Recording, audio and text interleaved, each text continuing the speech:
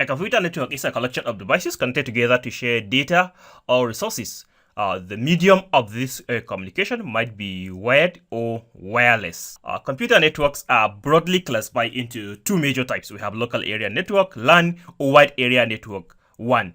Okay, when we have a few computers set up within a small geographical range, for example, a home or office space, what we have is a local area network. Now, a wide area network is a collection of several networks that spans a wide geographical range, such as a country, a continent, all the world over. Example is the internet. In computer networks, one device acts as the server while the remaining act as client. For example, on a LAN, the router acts as the server while other devices connected to it act as the client. The server contains the data that the remaining devices called the client access.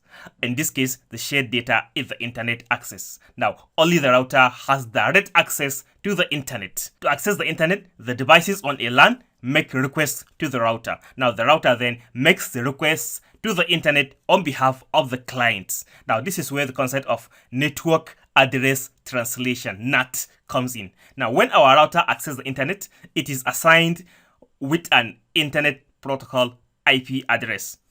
Now, the version of IP address currently and widely in use is the IP version 4. Now, IP version 4 is highly limited and approaching exhaustion. So, to conserve the IP version 4, a concept called NAT is used. Now, this classifies IP addresses as either public and private. Now, to access the internet, we need a public address. So, our ISP will assign a public address to our router the moment it wants to connect to the internet. Now, using a service called Dynamic Host Configuration Protocol, DHCP, all clients on the local area network get assigned with a private IP addresses. Now, the router will use this logical IP address and media access control MAC address to identify devices on the LAN. Now, so if a client wishes to access a website, see bbc.com or facebook.com, it will make a request to the router. Now, the router will now connect to the internet, make a request to the www.facebook.com web server, get a response, and relay the response to the client making this request.